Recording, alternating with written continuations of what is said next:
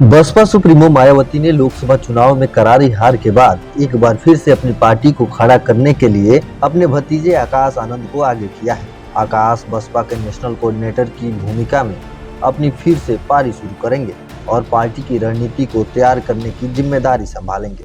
आकाश की बसपा में प्रभावशाली वापसी के बाद राजनीतिक हलकों में लाभ हानि को लेकर चर्चाएं तेज हो गई है। इसकी मुख्य दो वजहें हैं।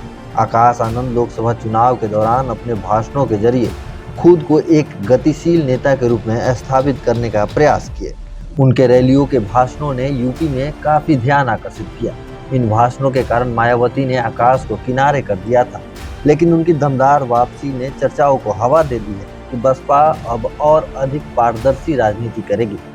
एक समय मायावती की पार्टी को करीब 30% वोट मिलते थे, वर्तमान में यह घटकर 9% रह गया है। अगर आकाश आनंद अपने प्रयासों से इस वोट शेयर को फिर से हासिल करने में सफल हो जाते हैं तो यह कई राजनीतिक दलों की गतिशीलता को बिगाड़ सकता है। दूसरा वजह यह है कि बसपा का मुख्य जनाधार पश्चिमी यूपी में है।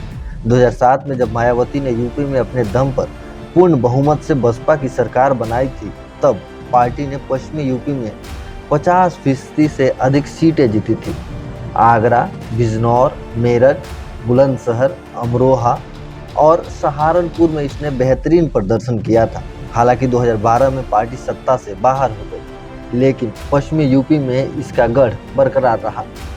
इतना नहीं, साल 2013 में मुजफ्फरनगर दंगे और 2014 में मोदी लहर के बाद भी इस क्षेत्र में बसपा का जनाधार कम नहीं हुआ। साल 2019 के लोकसभा चुनाव में जब बसपा ने सपा के साथ गठबंधन किया तो उसे यूपी में 10 सीटें मिली। इनमें से 4 सीटें पश्चिमी यूपी से थी। इसके बाद 2022 के विधानसभा चुनाव में बसपा ने स्वतंत्र रूप से लड़ने का विकल्प चुना। इस फैसले से पार्टी में अंदरूनी कलह पैदा हो गई। जैसे जैसे चुनाव करीब आते गए, यूपी में मुकाबला बीजेपी बनाम सपा होता चला गया। और अब बात करें 2024 के लोकसभा चुनाव परिणाम की, तो फिर क्या कहना, बसपा शून्य पर सिमट गई है। वहीं इसका वोट प्रतिशत भी 10 से कम हो गया है। तो दोस्तों, वैसे इस पूरे खबर पर आप क्या सोचते हैं, कमेंट करके जरूर बताएं। इसी तरह की और खबरों को जानने के लिए हमारे चैनल को सब्सक्राइब करना बिल्कुल न भूलें।